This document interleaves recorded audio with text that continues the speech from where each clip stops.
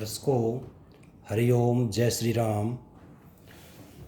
आज ज्योतिष की कड़ी में हम कर रहे हैं सूर्य देव का 7वें भाव में फलादेश। 7वां भाव मतलब ये जो चतुर्भुज है इसको हम 7वां भाव बोलते हैं। यहाँ पर संख्या चाहे कोई भी लिखी हो, लगभग हर वीडियो में बताता हूँ मैं। ये जो भाव होता है इसको हम लगन बोलते हैं। तो ये चाहे यहाँ संख्या कोई भी लिखी हो, पर ये पहला घर होता है। First, second, third, fourth, fifth, sixth and seventh. तो ये जो आज हम करेंगे 7th हाउस में सन का फलादेश। तो सबसे पहले तो कुछ दर्शकों की डिमांड आई कि गुरुजी ने अपना फ़ोन नंबर नहीं बताया। तो सबसे पहले मैं बता देता हूँ, मैं पंडित महावीर भारद्वाज। आप फ़ोन नंबर नोट कर सकते हैं 7027000138। मेरा जो मिलने का समय होता है घर पे वो शाम को 4 बजे से लेकर के शाम के 7 बजे तक होता है, कुरुक्षेत्र हरियाणा में।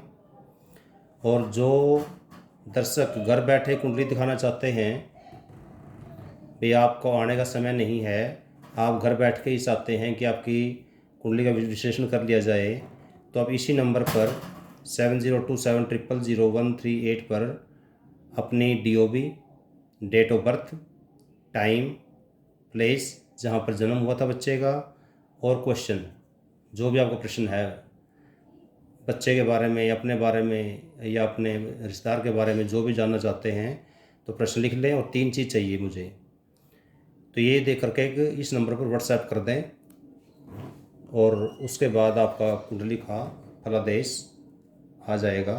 फ़ोन पे डिस्कस बाद में हो जाएगी। तो आज करते हैं शुरुआत। आज हम कर रहे थे कि सूर्य देव का 7वें भाव में फलादेश। तो सबसे पहले तो पिछली वीडियो की तरह दोबारा से एक बार रिवाइज करा देता हूँ कि सूर्य देव से हम क्या विचार करते हैं। सूर्य आत्मा कारक है, सूर्य देव पिता कारक हैं, सम्मान के, इज्जत के कारक हैं, राजकीय संबंध मतलब जैसे जो सरकारी अफसर हैं उनसे हमारे कैसे रिश्ते रहेंगे। सूर्य देव अग्नि तत्व होते हैं, मेष राशि में उच्च के होते हैं, तुला राशि में नीच के होते हैं और सिंह राशि में सब राशि के होते हैं। सबसे पहले इन बातों का ध्यान होना ज़रूरी है जब हम सूर्य देव का फलादेश कर रहे हैं। सेकंड पार्ट आता है कि हम अब कर रहे हैं 7th हाउस का फलादेश। तो एक मैंने स्पेशल वीडियो बनाई थी कि किस हाउस से हम किस किस का विचार करते हैं। यदि हम 7th हाउस की बात करें तो आपको दोबारा से बता रहा हूँ, 7th हाउस में हम एक तो विवाह मतलब हमारा जीवन साथी का संबंध 7वें हाउस से ही होता है। पति के लिए पत्नी और पत्नी के लिए पति, और हमारा जो पति पत्नी का प्रति आपस का जो व्यवहार है वहीं से देखते हैं। इसके अलावा आपको वीडियो में बताया था कि 10वां भाव कर्म का होता है। तो भावत भाव के अनुसार यहाँ से 10वां सात यही अब हाउस होगा, तो ये इसका एक्सटेंशन भी है।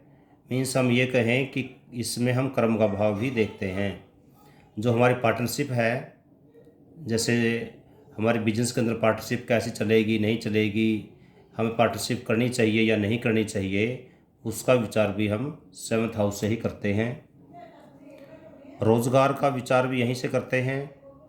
वैसे सरकारी नौकरी का विचार हम 6ठे घर से देखते हैं, कर्म का विचार यहाँ से देखते हैं। और हमारे जो रोज़गार है, क्योंकि रोज़गार के अंदर तो सारा कुछ आ जाता है, चाहे वो सरकारी हो या प्राइवेट हो या बिजनेस हो, तो रोज़गार का जो रिलेशन है वो भी हम 7th हाउस से देखते हैं। हमारे जो पिता का धन होता है वो भी यहीं से देखते हैं।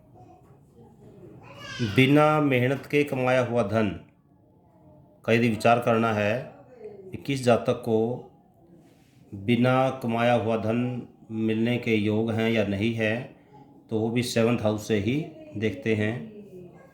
हमारी जो दूसरी संतान है वो भी यहीं से देखते हैं। अहंकार जातक के अंदर ईगो कितनी होगी वो भी यहीं से देखते हैं। तो ये जो विचार मैंने अभी बताए मुख्य रूप से, तो इसमें हम अपने जीवन साथी का ही विचार करते हैं। बाकी जो आपको मैंने बताया इन सभी का विचार यहीं से करते हैं। आप दोनों को कंबाइन करते हैं, सूर्य देव का कारक और सातवें घर के कारक तत्वों का। एक तो ध्यान देना कि जो सातवें हाउस का सूर्य है वो, देखो आपको बताया था कि जो सूर्य देव है वो क्या है, अग्नि तत्व है। अग्नि तत्व का मतलब ये हुआ कि भी जिस घर में बैठेंगे उसके जो भाव कारक तत्व है उनको जलाएंगे, और अपने खुद का जो भाव कारक हैं उनको प्रफुल्लित करेंगे। अब क्योंकि ये जो घर है ये शादी का घर है, तो एक सामान्य फलादेश में हम यहाँ पर जो करेंगे, बिना राशि चाहे यहाँ कोई भी हो, सामान्य फलादेश यही कहेगा कि यहाँ पर शादी में देरी करवाएगा। और शादी में देरी अब कम होगी या बहुत ज़्यादा होगी वो डिपेंड करेगा राशि पे, कौन सी राशि है, क्योंकि राशि के आधार पर आगे फिर फलादेश डिवाइड हो जाता है कि अग्नि तत्व राशियाँ हैं या जल तत्व राशियाँ हैं, भूमि तत्व राशियाँ हैं, वायु तत्व राशियाँ हैं। जो भी राशियाँ होंगी राशि के आधार पर भी यहाँ फलादेश कम या ज़्यादा होता है। तो यदि हम सामान्य रूप से यदि देखें तो एक तो यहाँ पर पति पत्नी में कलह बना ही रहेगा, जिसका सूर्य होगा, कम या ज़्यादा हो सकता है और कलह जरूर रहेगा। यदि यहाँ पर पहली, पांचवी और नौवीं, सबसे पहले राशियों के बारे में बता दूँ आपको मैं। पहली, पांचवी और नौवीं राशि को ये है फायर तत्व होती हैं, मतलब अग्नि तत्व होती हैं। दूसरी, छठी, 10वीं जो राशि हैं वो अर्थ अर्थात भूमि तत्व। 3, 7 और 11वीं राशि ये एयर अर्थात वायु तत्व राशियाँ होती हैं। 4, 8, 12 ये वाटर मीन्स जल तत्व राशियाँ होती हैं। ये जो पहली 3 राशियाँ हैं इनको नक्षत्रीय वर्ण में काउंट करते हैं। 2, 6 और 10 राशियों को हम वैश्य वर्ण में काउंट करते हैं।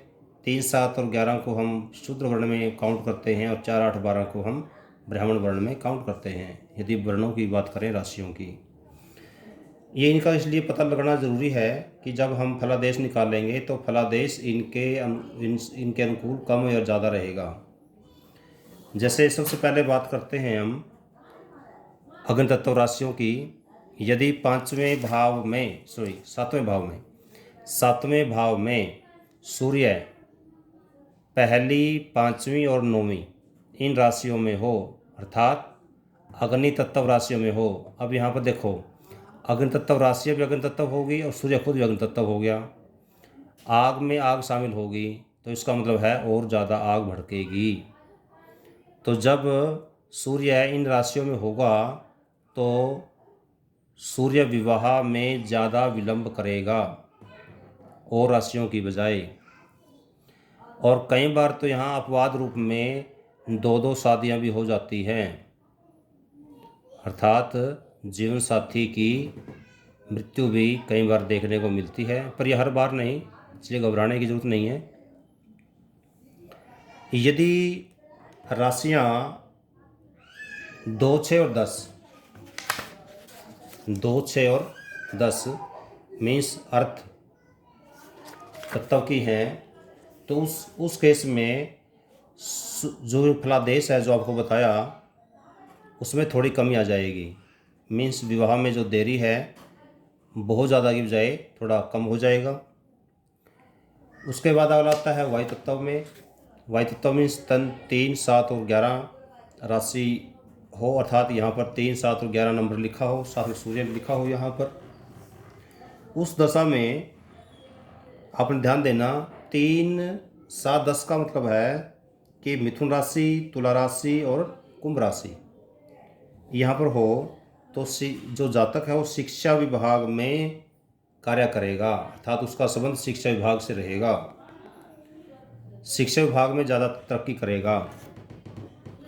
और यदि 4, 8, 12 में हो, 4, 8, 12 मतलब ये रहा, 4, 8, 12 राशियाँ यहाँ पर हो, इसे क्या कहेंगे हम, जल तत्व राशियाँ या ब्राह्मण वर्ण की राशियाँ। तो जल तत्व राशियों में हो या ब्राह्मण वर्ण की राशियों में हो, तो जो जातक है या जातिका है वो चिकित्सा के क्षेत्र में ज़्यादा तरक्की करेगी या करेगा। उसका संबंध चिकित्सा के क्षेत्र में ज़्यादा रहेगा। हॉस्पिटल से संबंधित चीज़ों का मैन्युफैक्चरर हो सकता है, या खुद डॉक्टर हो सकता है, या सामान बनाने वाला हो सकता है, सामान बेचने वाला हो सकता है। कहीं ना कहीं उसका संबंध चिकित्सा के क्षेत्र से या उससे जुड़े हुए वस्तुओं से जरूर रहेगा। यदि उस क्षेत्र में काम करेगा तो ज़्यादा प्रफुल्लित होगा। इसके अलावा जो पुरुष राशियां हैं, पुरुष राशियां जैसे हम 1, 3, 5, 7, 9 और 11 इन राशियों को हम पुरुष राशि बोलते हैं, और 2, 4, 6, 8, 10 और 12 इनको हम बोलते हैं स्त्री राशियाँ। क्योंकि पुरुष राशि जो होती हैं वो क्रूर होती हैं और स्त्री राशियाँ जो होती हैं वो सौम्य होती हैं। ये आपको थोड़ा ध्यान देना होगा। ज्योतिष अपने आप यदि सीखनी है या अपना फलादेश खुद निकालना है, इनका पता होना आपके लिए ज़रूरी है। यदि पुरुष राशियाँ हो तो उस संबंध में सूर्य जीवन भर उतार चढ़ाव देगा, अर्थात कभी भी स्टेबिलिटी नहीं आएगी। पुरुष राशि आपको बताया कि क्रूर हैं, या हम ये भी कह सकते हैं कि अग्नि तत्व की तरह ही होती हैं। तो खुद भी क्रूर है, और जो पुरुष राशि हैं वो भी क्रूर हैं। तो उसमें क्या होगा कि उसके फलादेश में कमी आएगी, अर्थात जीवन पर्यंत कभी अप कभी डाउन, कभी अप कभी डाउन रहेगा। संतान भी थोड़ी ही होगी। वैसे तो आजकल संतान लोग वैसे ही कम करते हैं। और स्त्री राशि यदि यहाँ पर हो, स्त्री राशि का मतलब 2, 4, 6, 8, 10 एंड 12, कोई भी नंबर यहाँ पर हो, इस घर में सूर्य साथ लिखा हो, तो ऐसे जातकों को उद्योग या साझेदारी में सफलता मिलती है। जो भी काम करेगा, यदि पार्टनरशिप में काम करेगा तो पार्टनरशिप में उनको सफलता मिलेगी। पुरुष राशि यदि यहाँ पर हुई तो फिर पार्टनरशिप में सफलता कम मिलेगी। आपको इन बातों का ध्यान देना होगा। तो आज की वीडियो में जो हमने 7th हाउस का फलादेश किया है, आज की वीडियो में इतना ही। आप इस वीडियो को लाइक करें, शेयर करें, और जो व्यक्ति अपनी कुंडली दिखाना चाहते हैं, मैंने फ़ोन नंबर आपको बता दिया है, वो संपर्क कर सकते हैं व्हाट्सएप पे, या फ़ोन कर सकते हैं 4 बजे के बाद। धन्यवाद।